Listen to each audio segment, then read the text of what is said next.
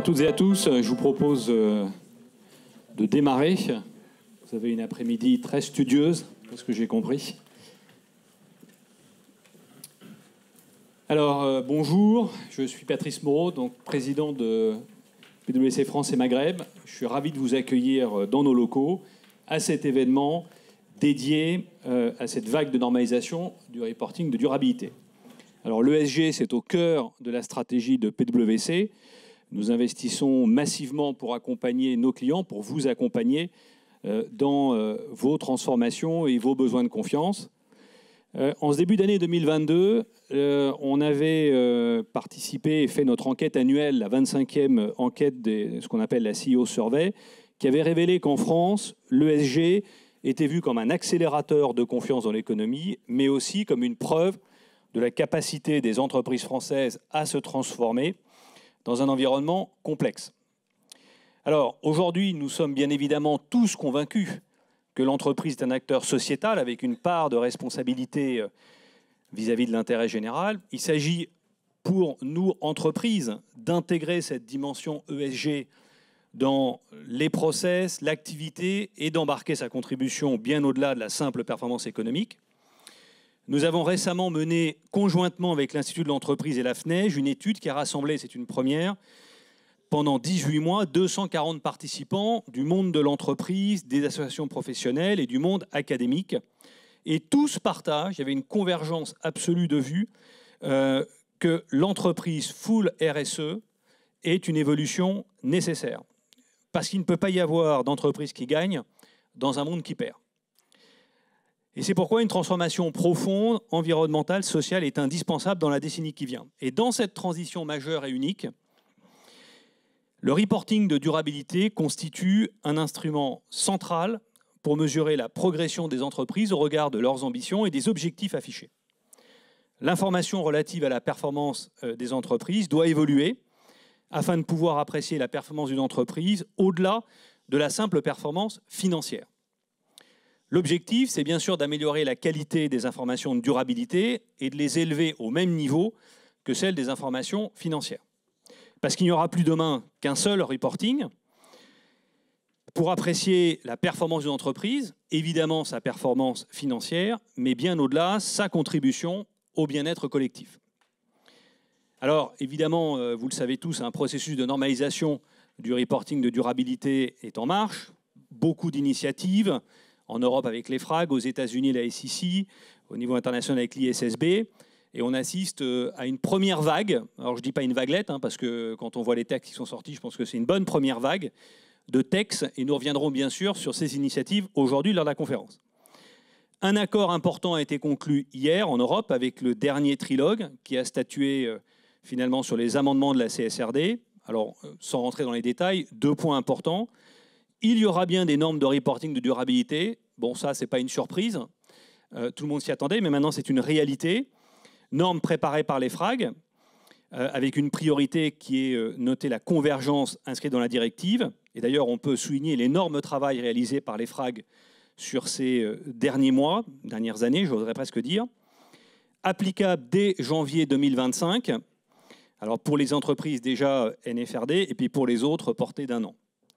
Face à ce déferlement qui montre, s'il fallait s'en convaincre, l'importance du sujet, il est bien sûr essentiel que les normalisateurs continuent de travailler ensemble et renforcent encore plus leur collaboration pour rechercher la convergence des normes. C'est absolument essentiel pour l'ensemble des entreprises. Et au-delà de cette convergence, il est aussi primordial que les entreprises se saisissent du sujet et expriment leurs avis sur toutes ces futures obligations qui les concernent en premier chef. Et c'est justement le sujet de notre session aujourd'hui. Nous vous inviterons dans quelques minutes à réagir aux propositions qui sont faites par l'EFRAG et à échanger entre vous sur ces propositions. Voilà, et donc je vous souhaite une excellente après-midi. Merci encore d'être avec nous aujourd'hui.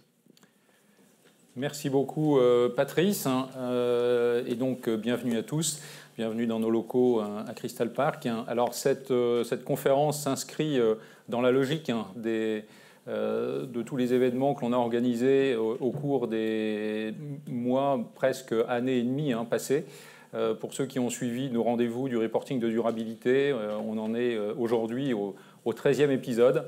C'est le premier épisode que l'on réalise en présentiel et ça nous a paru important de le faire sous ce format parce que cette conférence d'aujourd'hui a un double objectif. Déjà, de vous familiariser et que l'on se familiarise tous ensemble avec les propositions qui sont faites par les FRAG en matière de reporting de durabilité.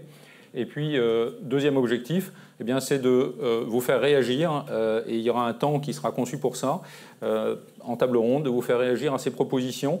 Et c'est le bon moment de le faire, puisqu'on est en phase de période de consultation et pendant laquelle on peut réfléchir et ensuite remonter nos commentaires à l'EFRAG. Donc ça nous a paru important de le faire dans ce format pour ces raisons. Je précise pour ceux qui n'auraient pas suivi, je repars en arrière, pour ceux qui n'auraient pas suivi ou qui souhaiteraient réécouter certains de ces épisodes qui sont disponibles sur notre site. Donc vous pouvez en écouter peut-être pas tous parce que l'actualité avance très vite et donc tous les épisodes ne sont plus nécessairement complètement d'actualité, mais certains peuvent encore l'être, donc n'hésitez pas à vous y référer si vous le souhaitez. Alors, donc à l'agenda aujourd'hui, on fera un rappel du contexte, on fera un rappel des dispositions de la CSRD, comme Patrice l'a dit. Elle a été finalisée dans la nuit, donc on sait que maintenant ça s'ancre dans une réalité toute proche. Et ensuite, on rentrera vraiment dans le cœur de notre après-midi, où on passera en revue les normes qui sont proposées par les FRAG, déjà les cross-cutting standards, et ensuite chacune des trois topics, environnement, social, gouvernance. On fera une petite pause vers 16h. Et on rentrera ensuite dans notre deuxième, on fera un petit point si on a le temps sur les autres initiatives, mais c'est uniquement à titre informatif, mais ça n'est pas le cœur de la discussion. Mais ensuite, dans la partie 5, ce seront nos tables rondes avec, le cas échéant, des recommandations que vous souhaiteriez partager. Et donc ça se fera dans un dernier temps. On fera un exercice de synthèse auquel Patrick de Cambourg, qui est avec nous aujourd'hui, assistera et aura l'occasion aussi de pouvoir réagir. Voilà l'agenda. Alors, vous allez pouvoir aussi vous exprimer à travers des quiz. Vous pouvez y accéder d'ailleurs dès maintenant. Vous prenez en photo le flash code, vous rentrez le code qui est indiqué sur l'écran et vous pouvez dès maintenant répondre à la première question qui vous est posée, ce qui nous permet déjà de savoir qui vous êtes, entreprise non financière ou auditeur ou bien instance professionnelle. Vous allez avoir également une deuxième question qui vous sera posée sur votre degré de connaissance des normes que l'on va regarder aujourd'hui. Est-ce que pour vous, vous êtes déjà expert et donc vous venez déjà partager un point de vue affirmé ou bien vous avez commencé à regarder à un stade avancé, moyen, ou bien est-ce que vous allez complètement découvrir le sujet dans l'après-midi? Alors, il y aura un certain nombre de questions d'ailleurs qui vont être, il y en a 14, enfin si on exclut ces deux-là, ça fait 12 questions qui vous seront posées pour exprimer vos points de vue. On en fera une synthèse en fin d'après-midi dans le volet de débriefing. Alors, pour nous accompagner dans cette démarche, nous avons le plaisir d'avoir avec nous 4 invités. Patrick de Cambourg, donc, qui est assis déjà à l'estrade, qui est président de l'ANC, mais aussi président de la task force de l'EFRAG sur la normalisation européenne. De la task force qui aujourd'hui n'existe plus puisqu'elle a cédé la place au TEG, Technical Expert Group, mais en tout cas c'est le... Pardon ? Et le board, voilà, le Sustainability Reporting Board. Dont Tegwen, qui est donc dessous sur l'écran, Tegwen Lebert, qui est membre de ce Sustainability Reporting Board de l'EFRAG et par ailleurs Head of ESG Scoring and Methodology chez Amundi. Dominique Radal, directeur de la transformation et de la performance durable chez Michelin, et Claire Berthier, qui est coprésidente. Alors, elle a beaucoup de casquettes, Claire, mais elle est en premier lieu gestionnaire d'un fonds, mais également elle est active dans un certain nombre de groupes qui représentent les investisseurs, notamment Climate Action 100+, et du groupe de travail sur les Paris Aligned Accounts de l'IIGCC, dont peut-être un certain nombre d'entre vous avaient entendu parler. Taigwen, Claire, Dominique et moi-même sommes par ailleurs membres du comité de durabilité qui a été créé à l'initiative de Patrick au sein de l'ANC. Et donc nous réfléchissons déjà tous ensemble, parmi d'autres, à tous les sujets que l'on va aborder aujourd'hui. Et puis, eh bien, il faut également toute une équipe pour animer tout ça. Donc, c'est toute l'équipe PwC que vous voyez sur cet écran. Vous les verrez apparaître les uns après les autres au fur et à mesure des thématiques qui seront présentées. Et je les laisserai se présenter eux-mêmes. Alors, rappel du contexte. Et là, je cède la place à Sylvain. Ça marche. Bonjour à toutes et tous. Pour un début d'après-midi, on commence sur des sujets certes extrêmement importants, mais un peu complexes, mais on va s'attacher à éclairer justement, comme le disait Olivier, tout ça. Si vous deviez retenir qu'une chose pour démarrer, c'est que ce qui est en train de se préparer, c'est que dans les années qui viennent, avec une échéance de temps qui est, je ne vais pas les plus optimistes, enfin ça dépend de quel côté on se place, mais en tous les cas, un minimum de 5 ans, peut-être de 7-8 ans, et quand on voit les conclusions des travaux de cette nuit, on est dans cette fourchette-là, l'information extra-financière va arriver au niveau de l'information financière dans toutes ses dimensions. Voilà ce que ça veut dire. C'est-à-dire qu'à la fois l'utilisation qui en sera faite pour apprécier la performance des entreprises, mais aussi donc les process de production, de contrôle interne, externe, les systèmes, bref, tout le corpus qui cadre l'information extra-financière va se mettre au niveau de l'information financière. Nous avions, par exemple, au niveau du reporting financier, les 40 normes de l'IFRS. Vous voyez qu'on est un petit peu plus light au niveau du reporting extra-financier avec 13 normes, mais on est vraiment dans cet objectif-là. Ensuite, voilà, merci. Et alors, la situation actuelle, on est entre la colonne de gauche que vous voyez à l'écran et la colonne de droite. Aujourd'hui, nous sommes sous le règne de la NFRD, la Non-Financial Reporting Directive, donc avec son document phare qui est la déclaration de performance extra-financière, la DPEF, et puis on s'arrête là. On s'arrête là, on a les principes de reporting, ce que les entreprises doivent présenter en termes de cadre général de l'information, et puis ensuite ce sont chaque entreprise qui, dans ce cadre-là, et en fonction bien sûr de la transposition dans les différents États membres, puisqu'on parle d'une directive et non pas d'un règlement, donc qui est transposé, donc en France, avec des précisions, et notamment, on y reviendra tout à l'heure, un sujet sur l'audit. Et nous allons rentrer dans l'agenda qui est écrit là, c'est-à-dire à partir, pour les entreprises qui sont actuellement dans la colonne NFRD, celles-ci, dès janvier 2025, sur la base des comptes 2024, rentreront dans le règne de la CSRD, et les autres qui seront concernés par le nouveau scope de la CSRD, ils rentreront, et ça on vous le présentera après, l'année suivante et encore l'année suivante. Donc la CSRD, il va falloir attendre la transposition. Là, ce qu'évoquait Patrice en introduction et Olivier ensuite, la conclusion du débat du trilogue cette nuit est en train de nous quasi finaliser le texte européen. Il y a encore quelques semaines de travail.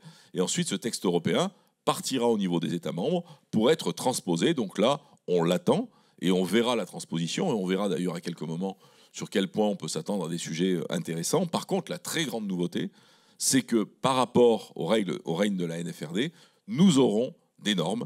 Et parce que si l'on dit que cette information extra-financière doit être au niveau de l'information financière, eh bien voilà, il faut les normes qui vont permettre à la fois comparabilité entre les entreprises, mais aussi analyse sectorielle. Je ne vous en dis pas plus, on y rentrera dans le détail après. Et pour en terminer avec ces éléments de contexte, il ne faut pas oublier, Patrice parlait d'une vague même importante, et Patrick, à côté de moi, parlait de tsunami. On est dans un mouvement extrêmement important de régulation. Et ce qu'il y a derrière ce mouvement de régulation, en fait, le fondamental qui est derrière, c'est que, il ne faut jamais l'oublier, nous avons des réalités physiques extrêmement fortes. le climat, la biodiversité, les enjeux de diversité, les équilibres éthiques, de gouvernance, de droits humains dans le monde, toutes ces réalités sont perçues aujourd'hui de façon de plus en plus affûtée par l'ensemble des parties prenantes, tant la société que les décideurs économiques, que le régulateur, et qui est en train de se mettre en mouvement. La mise en mouvement a peut-être été longue, mais maintenant elle accélère extrêmement forte. Et au niveau européen, on est dans un corpus qui est en train, donc le plan européen pour la finance durable, vous le savez tous, hein, la taxonomie, qui est le règlement qui est au cœur de la définition de ce qu'est une activité durable et dont un des objets profonds est d'orienter à terme les capitaux uniquement vers ce qui est durable. La transparence sur les produits financiers, qui est la SFDR, qui concerne les acteurs financiers, un banquier, assureur, asset manager, sur la transparence quand ils vont utiliser des éléments de développement durable dans la structuration d'un produit financier. Et puis, beaucoup d'autres textes. Un des qui est extrêmement important, qui est en préparation, est le devoir de vigilance européen. Et puis, bien sûr, tout ce qui cadre, les green bonds, la transparence fiscale. Donc, un énorme corpus de textes. On est en train donc d'amener toute cette thématique de durabilité au niveau d'une thématique extrêmement importante, qui était la thématique financière. Voilà ce qu'on peut dire sur le contexte. Alors, donc, Sylvain, tu as montré sur le tableau un dispositif européen qui est assez large. Et parfois, quand on lit les dispositions des normes telles qu'elles sont proposées par les FRAG, on se dit, mais en fait, est-ce que c'est une norme de reporting ou est-ce que ça me dit ce que je dois faire également? Alors, bon, peut-être qu'il y a des choses à préciser, mais c'est bien une norme de reporting. Autrement dit, on reporte sur ce que l'on fait, mais ça ne dit pas ce que l'on doit faire. Par contre, ce dispositif s'intègre dans un dispositif qui est beaucoup plus large et dans lequel que Sylvain a décrit, avec diverses composants, diverses pièces d'un puzzle, dont la CS3E, qui, elle, nous dit ce que l'on doit faire. Voilà. Donc c'est un ensemble de dispositifs, mais ce dont on va parler aujourd'hui, c'est bien une norme de reporting sur qu'est-ce que je dois reporter et non pas ce que je dois faire. Un point de précision important, parce que quand on lit le texte, on peut avoir des hésitations parfois sur la façon dont on doit l'interpréter.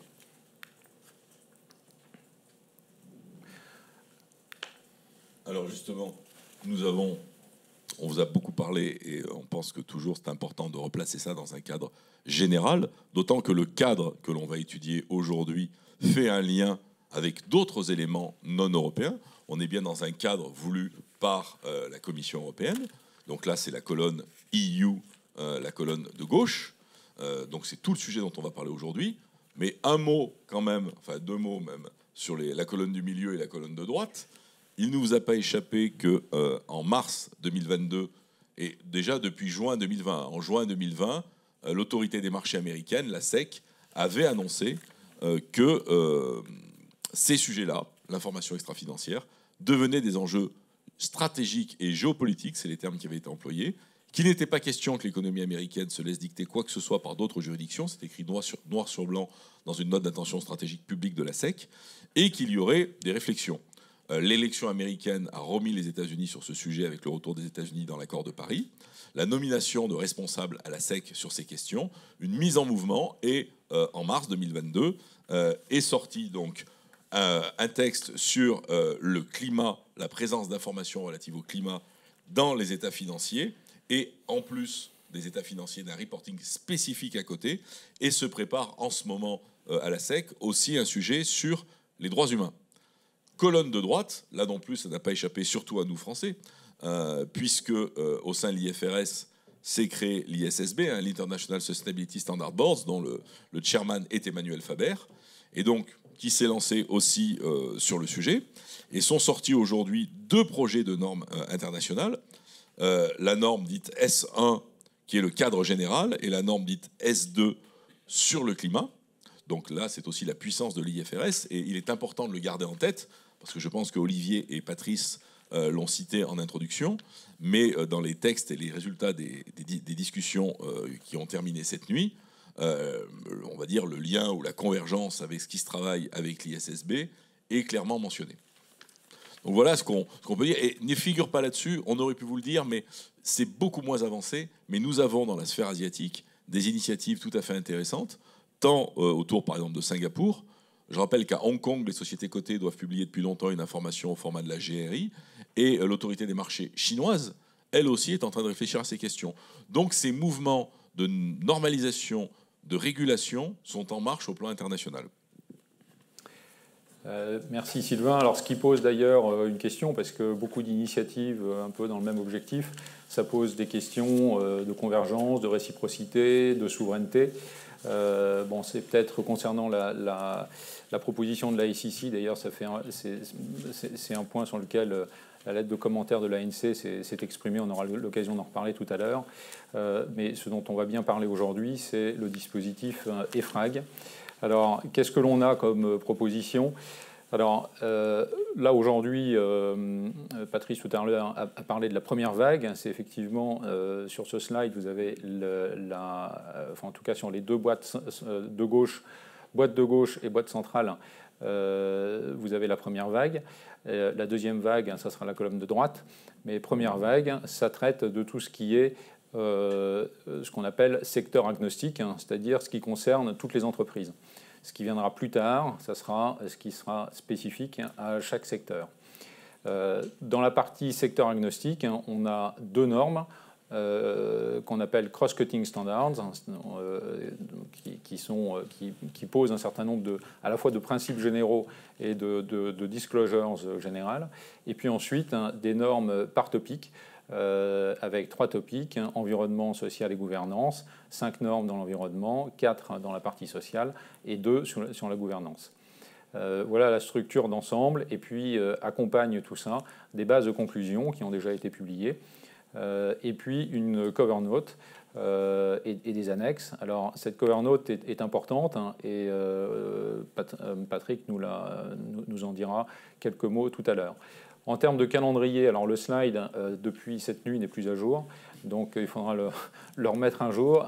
Mais enfin, en tout cas, on avait anticipé l'évolution favorable du calendrier de la CSRD, puisque la date qu'il faut retenir dans tout ça, c'est la date de première application.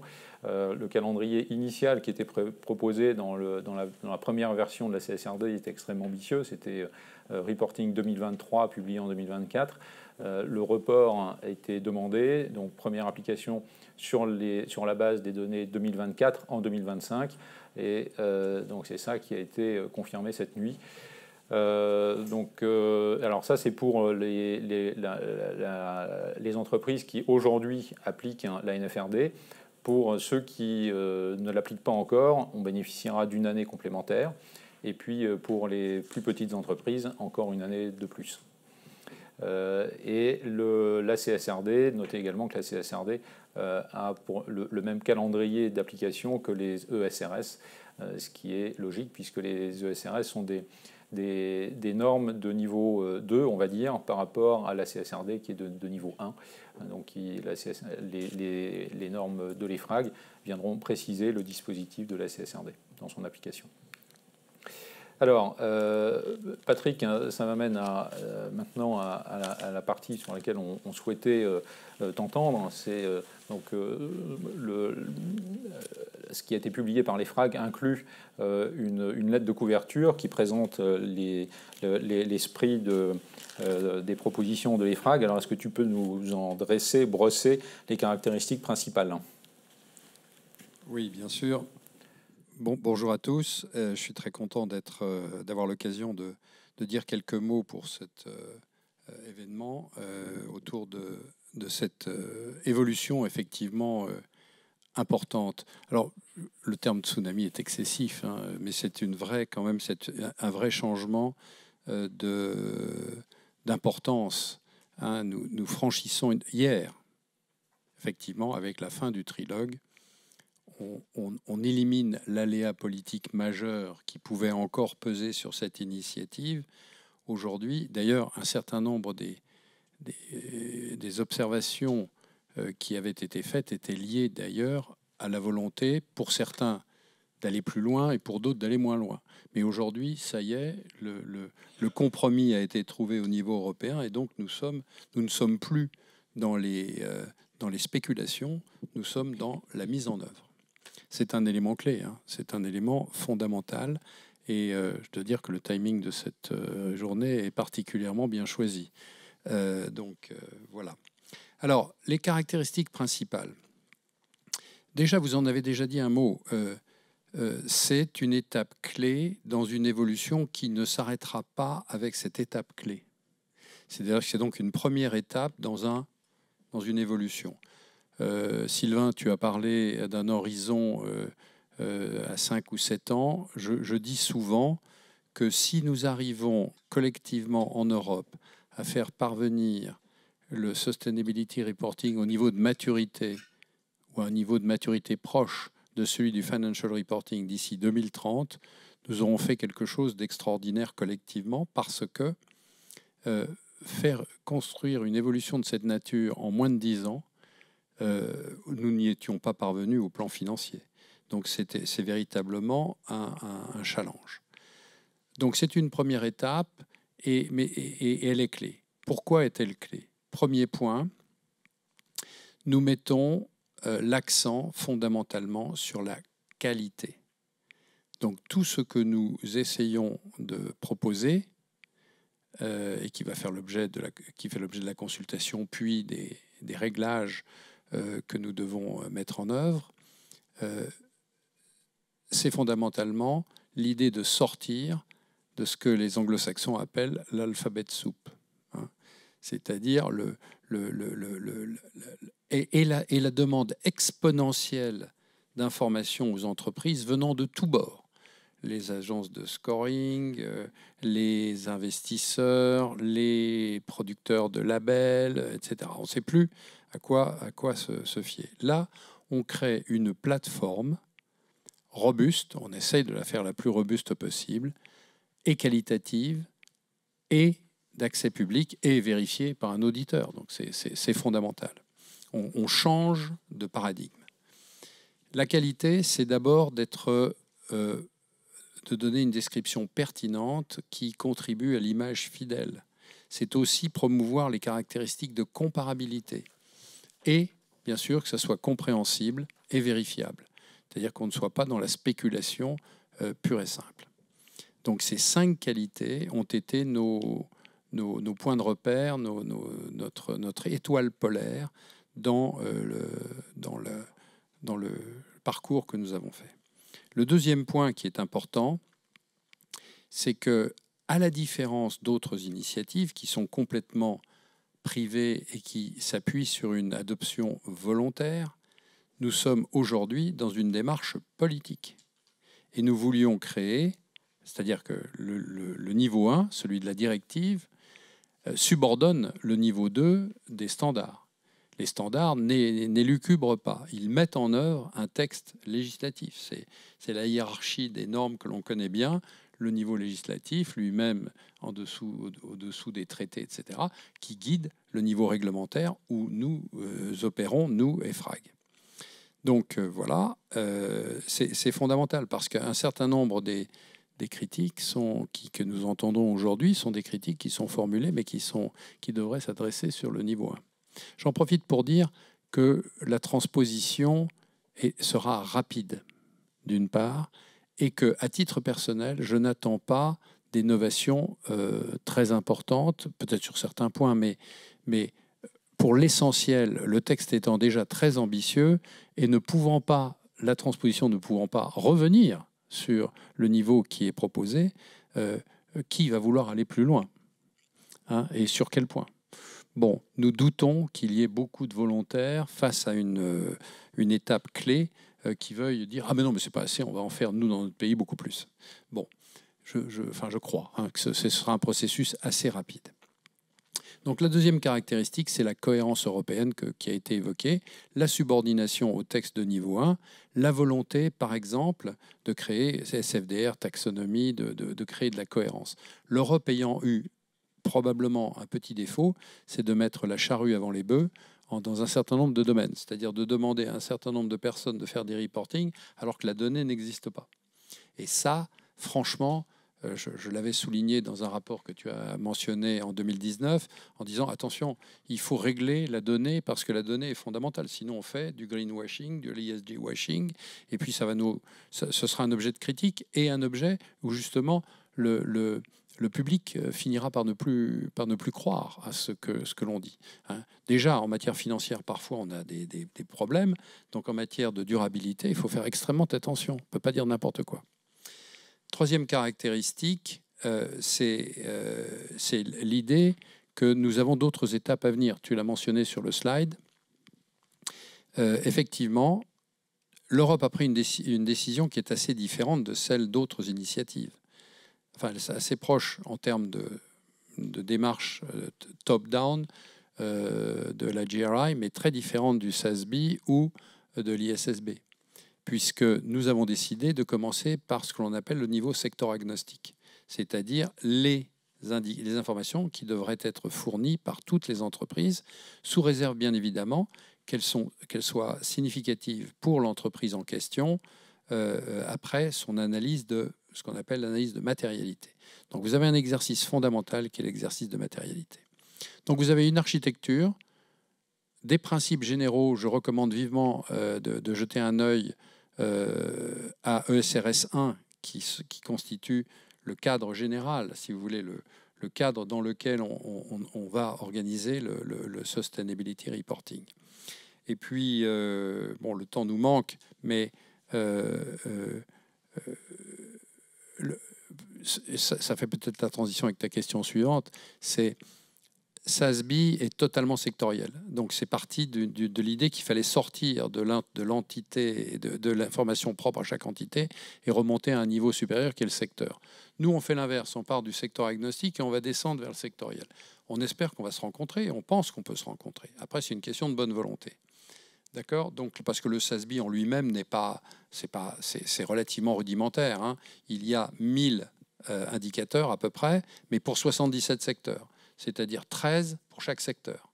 Donc, si on savait résoudre les problèmes de durabilité avec 13 informations, ce serait merveilleux, mais malheureusement, ce n'est pas tout à fait le cas. Il faut être un peu plus complexe. En revanche, ce qui a été fait sectoriellement n'est pas inintéressant.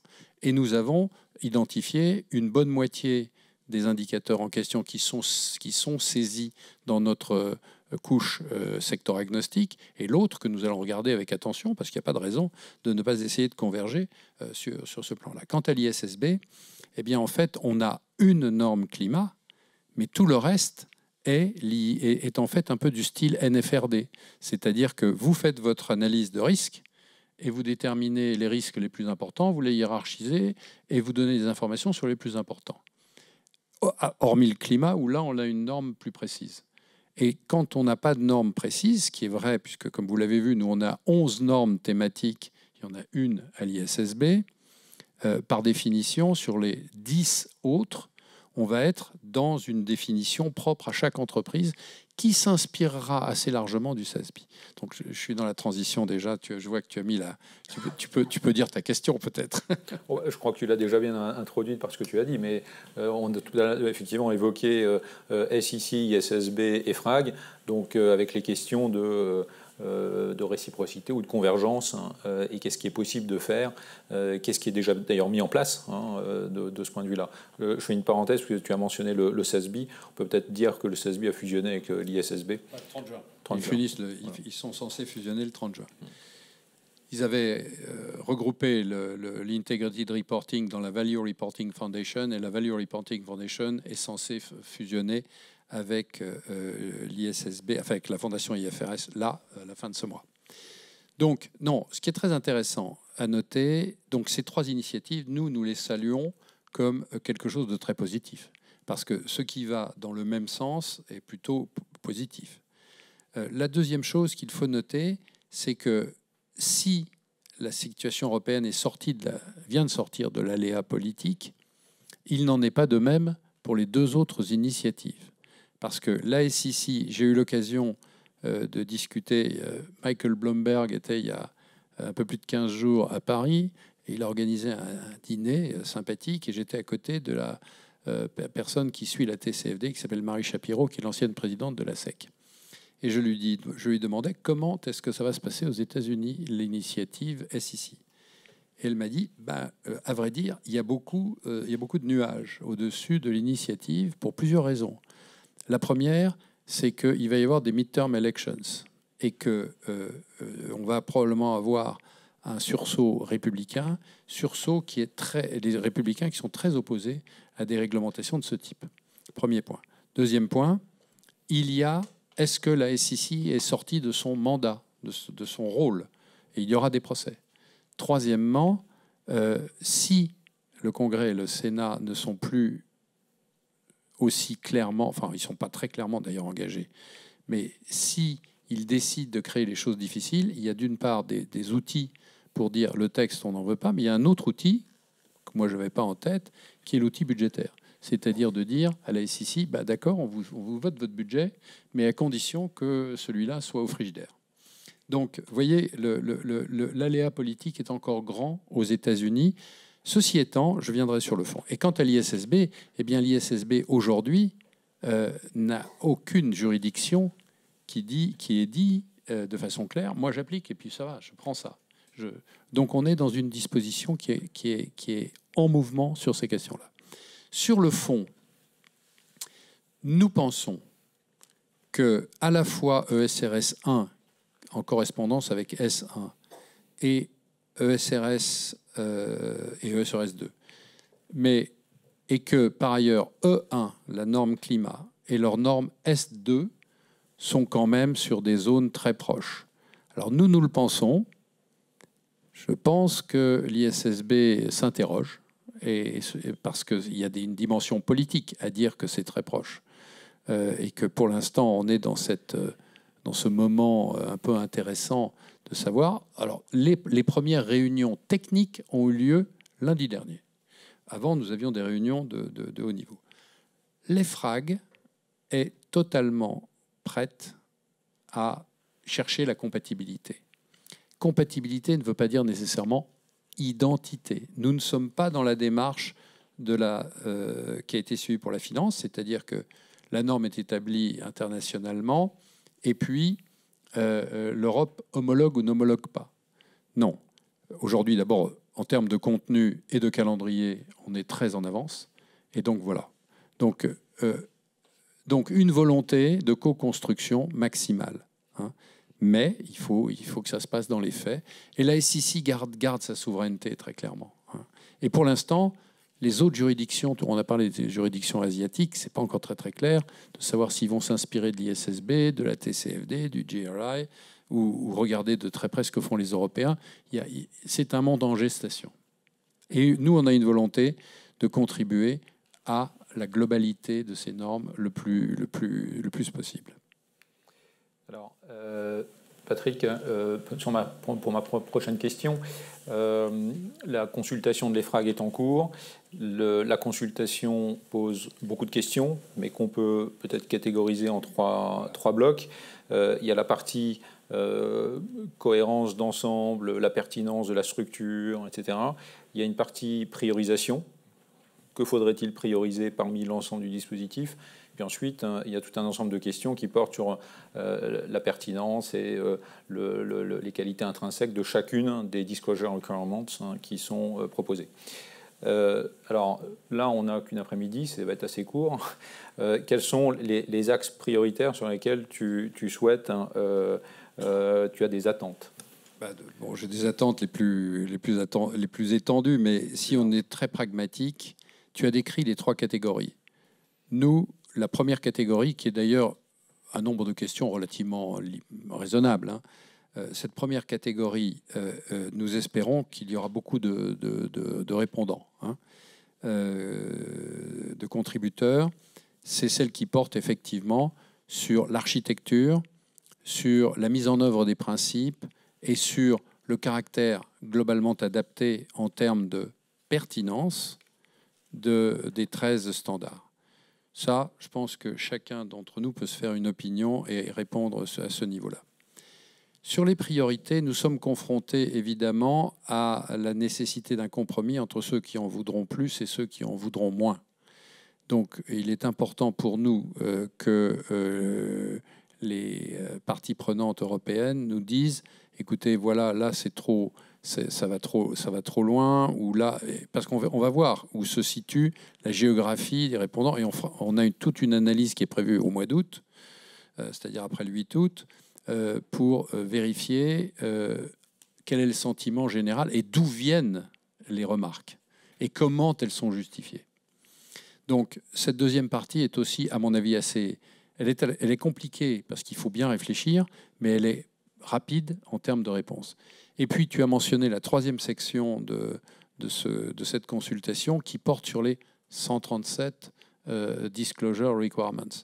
Et là, effectivement, en dehors des organisations spécialisées sur ces questions-là, nous pensons que beaucoup de parties prenantes voudront sélectionner les éléments qui sont les plus sensibles pour eux. Mais évidemment, nous les regarderons avec un très grand soin. Ça, donc elle fait un peu peur, cette consultation, parce que la troisième partie est très volumineuse, mais c'est là où s'exerce le jugement des personnes qui répondent. Hein. Voilà. Donc, en termes pratiques, le 8 août, mais même avant, on a une task force dédiée. Nous avons lancé un appel d'offres qui va nous aider à dépouiller tout ça. On leur demande de faire tout ça en 3 semaines. On s'attend à 800 à 1000 réponses. C'est monumental. Bon, alors, et nous voulons absolument traiter. Il y a une partie qui est très facile parce que c'est la partie, si j'ose dire, normée de la réponse. Je supporte un peu, beaucoup, passionnément ou à la folie. Donc ça c'est plus facile, parce qu'il suffit de faire les stats. Mais en revanche, il y a tous les commentaires, et les commentaires sont très importants. Sans parler des lettres de commentaires que les gens peuvent envoyer, qui sont en plus, alors soit sont des lettres de politesse qui font des résumés, auquel cas ça on les lit assez rapidement, mais si elles apportent des nouvelles notions et des éléments clés, il faut le faire. Donc on a, et puis dès fin août, le board et le TEG vont devoir se pencher sur le calibrage, puisque nous devons livrer ces normes le 15 novembre à la Commission, qui elle-même a 7 mois, je le dis, pour aboutir à leur finalisation. 7 mois, pourquoi ? Parce que d'abord, ils doivent consulter les agences européennes telles qu'ESMA. Deuxièmement, il faut qu'ils traduisent en 24 langues. Troisièmement, il faut qu'ils donnent ce qu'on appelle la scrutiny period au Parlement et au Conseil. Puisque, comme vous le savez, quand on est en acte délégué, c'est la Commission qui porte la responsabilité de ces textes, ce qui est très favorable parce que ça crée une unité au sein des 27 pays de l'Union. Tout le monde reportera sur les mêmes normes, c'est quand même fantastique. Mais d'un autre côté, le contrôle démocratique doit pouvoir s'exercer. Voilà. Je vais passer de fait très vite sur cette slide qui présente de manière synthétique les différences EFRAG, SEC, ISSB. Juste un mot peut-être que je peux dire, c'est que l'EFRAG et les propositions qui sont faites s'inscrivent dans un agenda politique. Autrement dit, c'est une pièce d'un puzzle qui est beaucoup plus large, qu'on peut appeler Green Deal, voilà, avec un ensemble de pièces, et la partie Sustainability Reporting est une de ces pièces qui vient s'agencer dans cet ensemble, ce qui n'est pas le cas de l'ISSB, qui est une initiative privée et qui n'a qu'un objectif de reporting, mais qui ne s'inscrit pas dans un objectif politique. Voilà, donc, donc je peux préciser, je ne rentre pas plus dans le détail, mais toutes les slides vous seront envoyées à l'issue de cette présentation. Voilà.